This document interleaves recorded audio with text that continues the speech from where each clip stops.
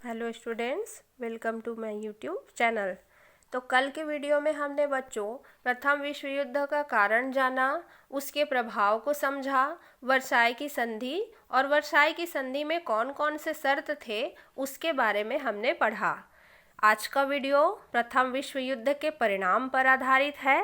तो प्रथम विश्व युद्ध को विश्व युद्ध क्यों कहा जाता है बच्चों, ऐसा भी प्रश्न आपसे पूछा जा सकता है। तो 2 मिनट में उस पर डिस्कस कर देती हूँ कि इस युद्ध को विश्व युद्ध क्यों कहा जाता है। तो अनेक ऐसे कारण थे। 1914 में जो युद्ध आरंभ हुआ वह संसार में प्रथम विश्व युद्ध के नाम से प्रसिद्ध है। प्रथम विश्व युद्ध सन 1914 से 1918 तक हुआ था। बच्चों, सन को दोनों विश्व युद्धों का आपको ध्यान में रखना है क्योंकि इसे भी परीक्षा में पूछा जाता है।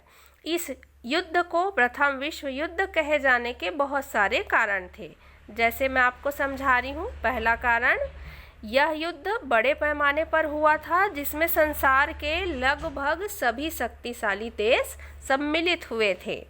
इस युद्ध में ऐसे भयंकर हथियारों का प्रयोग हुआ था जिसका इस्तेमाल इससे पहले किसी भी युद्ध में नहीं हुआ था। टैंकर, हवाई जहाज आदि का जो प्रयोग था बच्चों, वो पहली बार इसी युद्ध में किया गया था। यह एक ऐसा युद्ध है जिसमें केवल विभिन्न देशों की सेनाएं ही सम्मिलित नहीं थी, बल्कि जनसाधारण भी सम्मिलित हुए थे। इस युद्ध से पहले के युद्धों में केवल सैनिक ही हताहत होते थे या मारे जाते थे, लेकिन इस युद्ध में गैर सैनिक यानी जनसाधारण व्यक्ति भी बड़ी मात्रा में मारे गए थे। यह एक ऐसा युद्ध था बच्चों जिसमें जल, थल, वायु, समुद्र के ऊपर या समुद्र के नीचे सभी स्थानों पर इस युद्ध को लड़ा गया था। 1914 से 1918 का युद्ध एक प्रकार से सर्वांगिक युद्ध था जिसमें विभिन्न राज्यों के सभी साधनों को जुटाया गया था।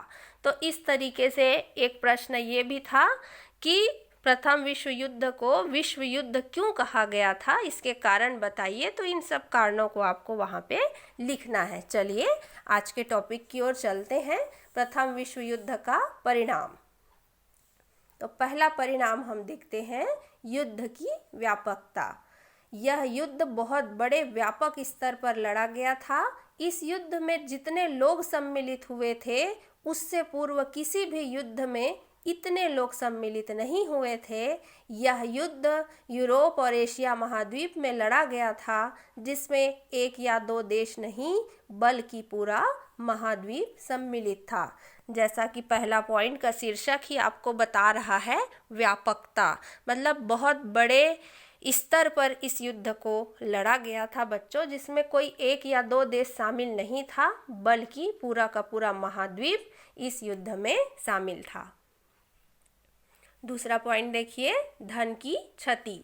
इस युद्ध में अतुलनीय धन का व्यय हुआ और यूरोप के समस्त राष्ट्रों को आर्थिक संकट का विशेष रूप से सामना करना पड़ा। जब विश्व युद्ध खत्म हो गया बच्चों, तब यूरोप महाद्वीप के जितने भी देश थे उनको आर्थिक संकट का सामना करना पड़ा था। इसमें लगभग 10 अरब रुपए व्यय हुए थे। 1914 के समय हम 10 अरब रुपये का आकलन करें तो उस समय यह राशि बहुत बड़ी राशि होती थी। तीसरा पॉइंट देखते हैं, प्रथम विश्व युद्ध के राजनीतिक परिणाम। चलिए, तो राजनीतिक दृष्टि से कौन से परिणाम हुए थे? इस युद्ध के राजनीतिक परिणाम बहुत महत्वपूर्ण हुए। इस युद्ध के पश्चात राजतंत्र शासन का अंत हुआ, मतलब राजाओं का जो तंत्र चलता था उसका अंत हुआ और उसके स्थान पर गणतंत्र या जनतंत्र शासन की स्थापना का युग आरंभ हुआ, जिसमें जनता का शासन शुरू हुआ।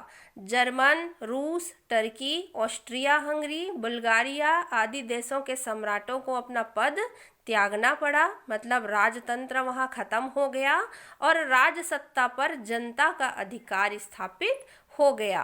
प्राचीन राजवंशों का अंत हुआ, यूरोप पर जनता का अधिकार स्थापित हुआ। तो कुल मिलाकर हम कहें कि राजाओं का तंत्र खत्म हुआ और जनतंत्र शुरू हुआ। चौथा देखिए, राष्ट्रीयता की विजय। कल के वीडियो में मैंने बताया था बच्चों, जब हम कारण पढ़ रहे थे तो एक कारण ये भी था उग्र राष्ट्रीयता या अति राष्ट्रवाद, जिसे हम कहते हैं। अपने ही देश को सर्वोपरि समझना और उसके ही हित के लिए कार्य करना और उस कार्य के पीछे अन्य देशों का सम्मान भूल जाना, उनकी आलोचना करना, ये सभी अति राष्ट्रवाद में आते हैं। तो यहाँ राष्ट्रीयता की विजय हुई।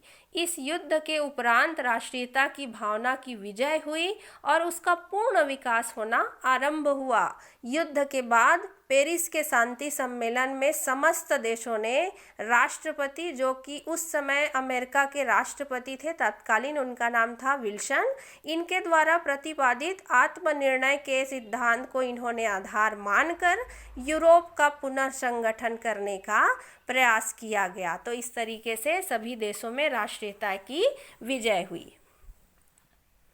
पांचवा पॉइंट देखिए, सामाजिक परिणाम। सामाजिक स्तर पर क्या परिणाम हुए? इस युद्ध के सामाजिक क्षेत्रों में भी बड़े महत्वपूर्ण परिणाम हुए। रण क्षेत्रों में लोगों की मांग निरंतर बढ़ती रही, जिसके कारण बहुत से व्यक्ति जो अन्य कार्यों में व्यस्त थे, उनको अपने काम छोड़कर सैनिक सेवाएं करने के लिए बाध्य होना पड़ा। इस बात को आपको समझना है कि लगभग हर युवा वर्ग सैनिक बनाया गया था और चाहे उस समय वो जो भी कार्य कर रहे थे, उनको अपने कार्य को छोड़ना पड़ा और ये दबाव उन पर डाला गया कि हर घर से एक सैनिक जो है युद्ध में जाएगा। इस तरीके से सैनिक भर्ती की गई। उनके कार्यों को पूरा करने के लिए स्त्रियों को काम करना पड़ा। अब जो घर से बाहर निकल गए, जो काम करने वाले युवा वर्ग थे, वो निकल गए तो उनके पीछे घर की स्त्रियों को काम करना पड़ा। इस प्रकार उन्होंने गृहस्थ जीवन का परित्याग कर लिया और कारखानों में कार्य करना आरंभ हुआ। उनको अपने महत्व का ज्ञान हुआ और नारी जाति में आत्मविश्वास का उदय हुआ। एक अच्छा यह भी है बच्चों कि जब महिलाएं घर से बाहर कार्य करने के लिए गईं तो उनमें जो है आत्मविश्वास का उदय भी हुआ। छठवां देखते हैं, सैनिक शक्ति का विस्तार। शांति सम्मेलन जो पेरिस में हुआ था, तो इसके द्वारा जर्मनी की सैनिक शक्ति पर नियंत्रण तो अवश्य कर दिया गया, किंतु विजयी राज्यों ने अपनी सैनिक शक्ति पर नियंत्रण करने की ओर कोई कदम नहीं उठाया। आपको मैं वर्साई की संधि फिर से याद दिलाऊं, उसमें एक यह भी शर्त थी कि जर्मनी की जो सैन्य शक्ति थी उसे कम करना था, सैनिकों की संख्या को सीमित करना था। लेकिन जर्मनी तो हारा था, लेकिन जो विजयी देश थे, फ्रांस, अमेरिका, रूस, ब्रिटेन, ये सभी विजयी देश अपने सैन्य शक्ति पर कोई नियंत्रण नहीं कर रहे थे, बल्कि वो निरंतर उसको विस्तार करने में लगे हुए थे। इसका कारण यह है कि जब भी द्वितीय विश्व युद्ध हो तो हमारे पास पर्याप्त सैनिक अभी से हों। जर्मनी में नाजीवाद और इटली में फांसीवाद की स्थापना होने पर उन्होंने अपने देशों को उन्नत करने के लिए हर संभव उपाय की शरण ली। उन्होंने अपनी सैनिक शक्ति का बहुत अधिक विस्तार किया। सातवां देखिए, मोस्ट इम्पॉर्टेंट है आपका ये सातवां पॉइंट, इसलिए क्योंकि ये अपने आप में एक प्रश्न है। राष्ट्रसंघ की स्थापना, इसके उद्देश्य पूछा जाता है या कब हुआ यह पूछा जाता है। तो इस युद्ध के उपरांत 1920 में हुआ था राष्ट्रसंघ की स्थापना। तो इस युद्ध के उपरांत शांति की स्थापना के उद्देश्य से राष्ट्रसंघ की स्थापना की गई। यह बड़ा महत्वपूर्ण कदम उठाया गया, किंतु उसको विश्व शांति की स्थापना में विशेष सफलता प्राप्त नहीं हुई। बच्चों, यह भी प्रश्न पूछा जाता है कि राष्ट्रसंघ विफल क्यों हो गया था? तो वह राष्ट्रों के स्वार्थों पर नियंत्रण स्थापित नहीं कर सकी, जिससे देशों में प्रतिद्वंदिता बढ़ने लगी। राष्ट्रसंघ के विफल होने का कारण यह भी है कि जितने भी विजयी देश थे, उन्होंने राष्ट्रसंघ की शर्तों को नहीं माना था। तो इस तरीके से आपको मैंने प्रथम विश्व युद्ध के 7 परिणाम बताए।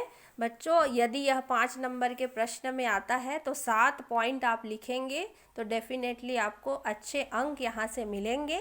चलिए बच्चों, आज का वीडियो यहीं तक था। अगली वीडियो में मिलते हैं। Thank you.